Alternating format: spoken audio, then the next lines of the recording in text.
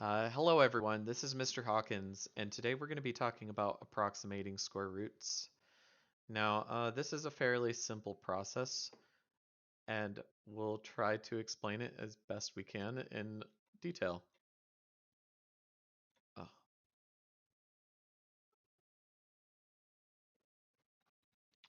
so I'm going to get my Blackboard set up really quick, and we'll get started. Um, all right, pretty sure it's there. Yep, okay. So when we're approximating square roots, like in the previous video, we're going to think about what two numbers does this square root lie in between. So my last video left off with this example, the square root of 27 equals something. And we know that 5 times 5 equals 25. And 6 times 6 equals 36. So if we were to cast this out on a number line, um, there we go. So if we were to cast this out on a number line, we could say that here would be 25 or 5 times 5, right? So this is 5 and this is 6. But let's flip the number line on its head really quick. So if we were to think about this as a number, the square root number line, well, this would be 36 because this is the square root of 36, right? And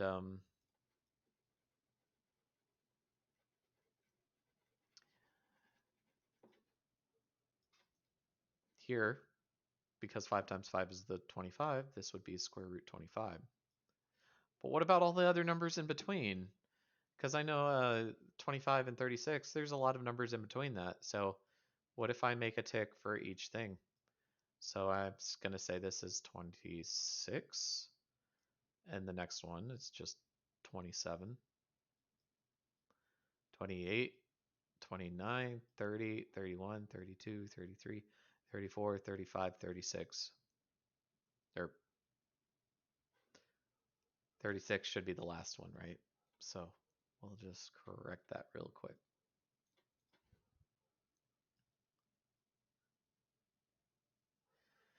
So you can see that if we make a number line where we start at the square root of 25, because that's 5, and 36 is our ending point, it falls right along right here in our number line. Um, and so we could say that square root 27 is pretty close to 5. Not that close to 6, right?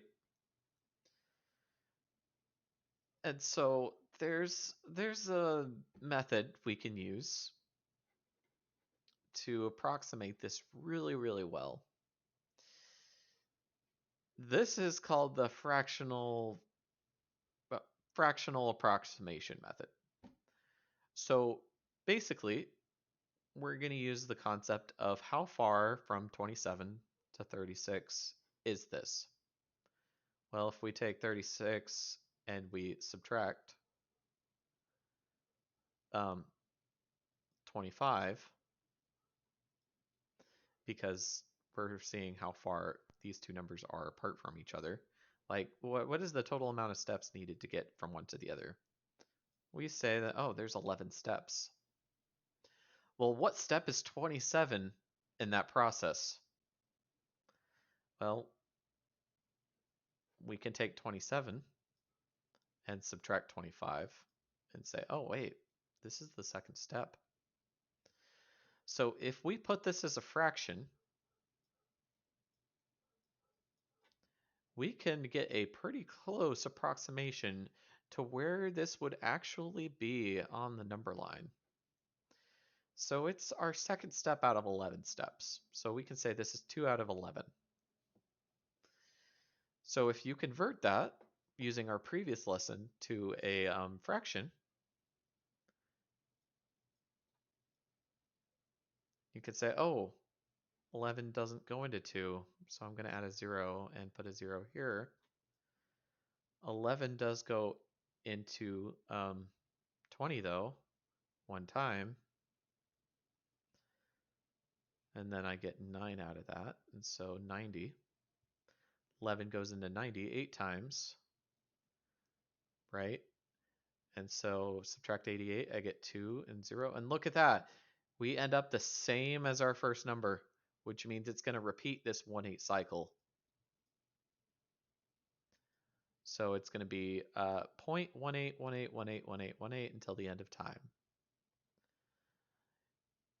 And so we can say that, okay, this thing is close to 5, so 5, and then it is about 1/8,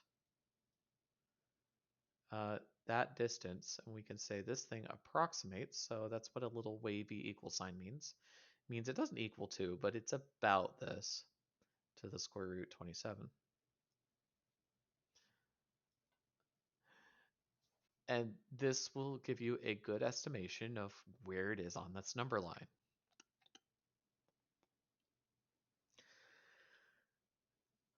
So it's 5.1818181818.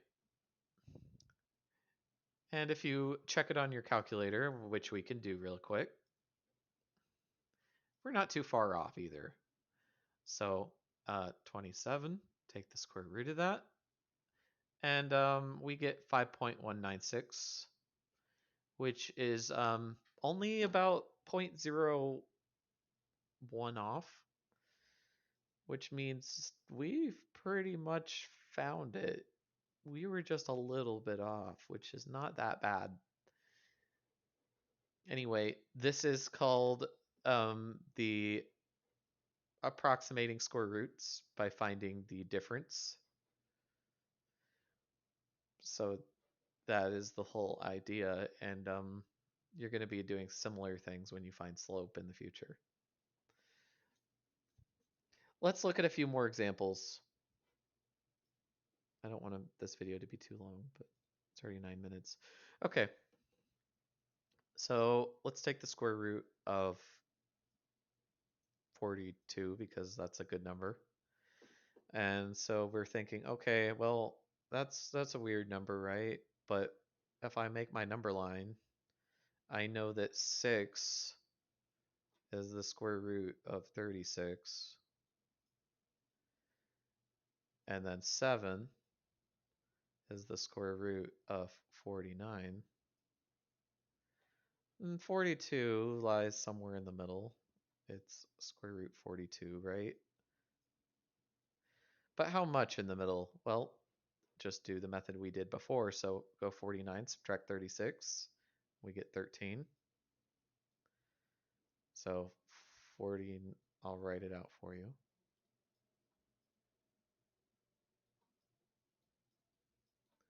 So that's going to be my denominator. And then 42 minus 36 equals 6. So that will be my numerator. And if you can figure out 6 over 13, that your answer is going to be 6 and 6 over 13. And that will give you a good approximation of what this number actually is. Thank you for joining me. That was finding square roots by the approximation method. If you want more information on this,